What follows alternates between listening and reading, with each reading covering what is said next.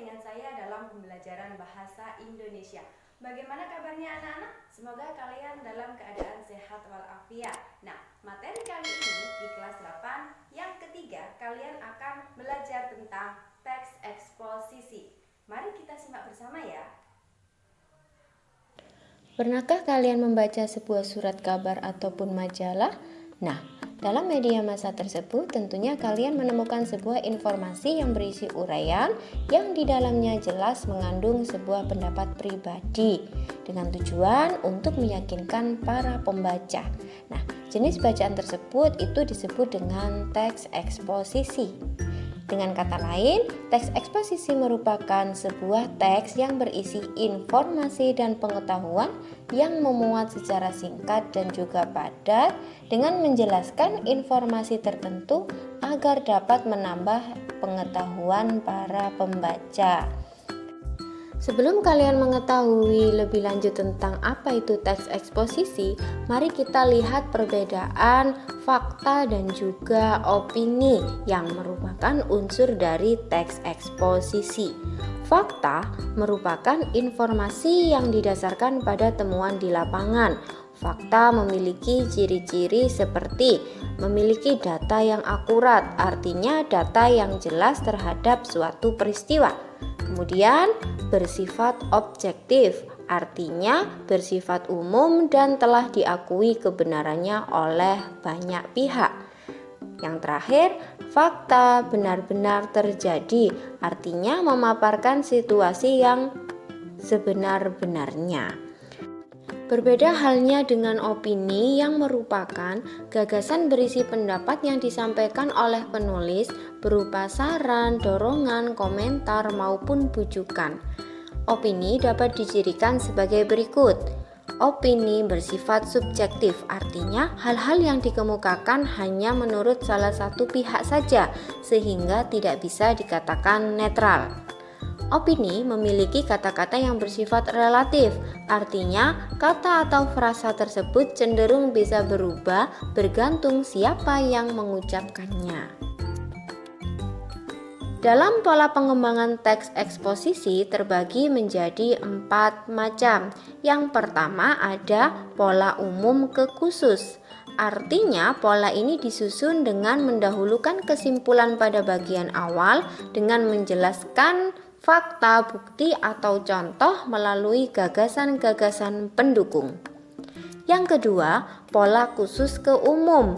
Pola ini disusun dengan cara menguraikan data empiris berupa fakta, bukti, atau alasan sebagai gagasan penjelas di bagian awal, kemudian diakhiri dengan simpulan berisi gagasan utama.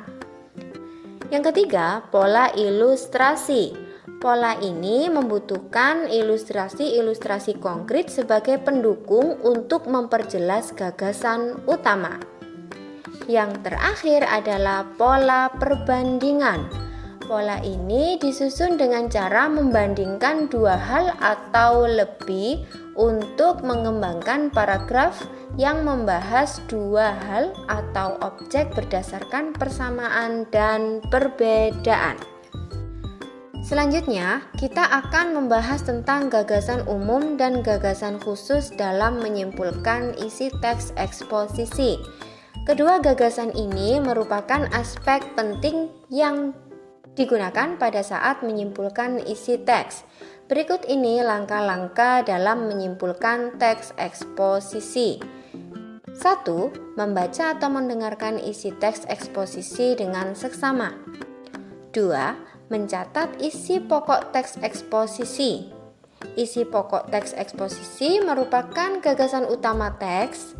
Gagasan ini dapat berupa informasi penting yang disampaikan penulis. Nah, jika kalian sudah tahu gagasan umum dan juga gagasan khusus, kalian tentunya masih ingat bukan di pelajaran kelas 7 jenis-jenis paragraf itu ditentukan berdasarkan letak gagasan umumnya ya. Nah, masih ingat bukan? Yang pertama tentang paragraf deduktif. Paragraf ini merupakan paragraf yang kalimat utamanya berada di awal paragraf dan dilanjutkan dengan kalimat-kalimat penjelas. Yang kedua, paragraf induktif merupakan paragraf yang kalimat utamanya berada di akhir paragraf yang didahului dengan kalimat-kalimat penjelas. Yang ketiga, paragraf campuran merupakan paragraf yang mempunyai dua kalimat utama, yakni berada di awal dan di akhir paragraf. Jadi di tengah-tengahnya merupakan kalimat-kalimat penjelas. Setiap teks pasti memiliki struktur dan kaidah kebahasaan yang berbeda-beda. Dalam sebuah teks eksposisi terdiri atas beberapa bagian. Yang pertama adalah tesis, yakni berupa pengenalan isu, masalah, ataupun pandangan penulis secara umum tentang topik yang akan dibahas. Jadi, pada bagian ini biasanya disebut sebagai bagian pembuka teks. Yang kedua adalah rangkaian argumen, berupa sejumlah pendapat atau argumen penulis sebagai penjelasan atas tesis yang dikemukakan sebelumnya. Jadi pada bagian ini dikemukakan pula sejumlah fakta yang dapat memperkuat argumen atau pendapat para penulis. Yang ketiga adalah penegasan ulang. Nah, dalam penegasan ulang ini biasanya berupa penguatan atau penegasan kembali tesis yang dikemukakan oleh penulis. Jadi, pada penegasan ulang ini biasanya merumuskan kembali secara ringkas, disebut pula sebagai penutup atau simpulan. Kaidah kebahasaan teks eksposisi dibagi menjadi 7 macam. Yang pertama, pronomina merupakan kata ganti yang dapat digunakan pada saat pernyataan pendapat pribadi disampaikan. Pronomina dibagi menjadi 2 jenis, yakni pronomina persona dan pronomina non-persona. Yang kedua adalah penggunaan kata-kata teknis atau kata-kata peristilahan yang berkenaan dengan topik yang dibahas. Nah, kata-kata teknis ini merupakan kata atau frasa yang memiliki definisi atau pengertian sesuai dengan Kamus Besar Bahasa Indonesia. Yang ketiga, penggunaan kata atau konjungsi kausalitas. Konjungsi ini menunjukkan hubungan argumentasi.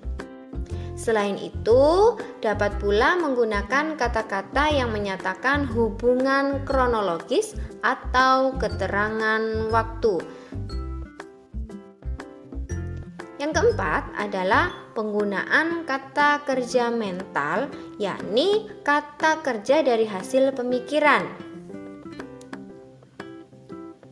Yang kelima, menggunakan kata-kata perujukan, yakni didasarkan pada data empiris seperti data, contoh, dan juga bukti dari teks eksposisi. Yang keenam adalah menggunakan konjungsi atau kata hubung yang digunakan dalam teks eksposisi untuk memperkuat argumentasi.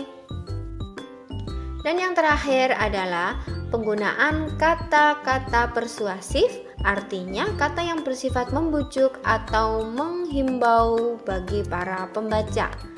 Selain itu, teks eksposisi lebih sering menggunakan kata-kata denotatif, yakni kata yang bermakna sebenarnya.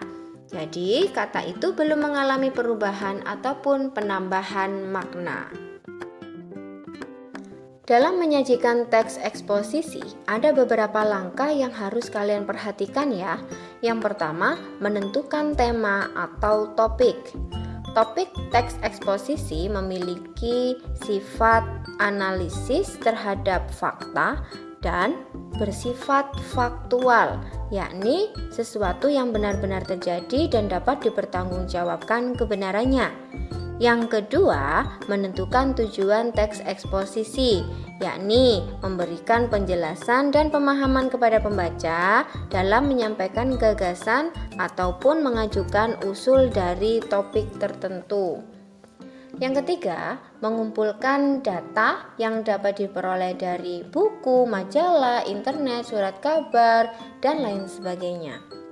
Yang keempat, membuat kerangka teks eksposisi secara lengkap dan sistematis sesuai dengan struktur teks eksposisi. Yang kelima, mengembangkan kerangka teks eksposisi secara lengkap sesuai dengan strukturnya. Yang keenam, menyunting teks eksposisi dengan memperbaiki kesalahan pada teks baik penulisan maupun ejaannya.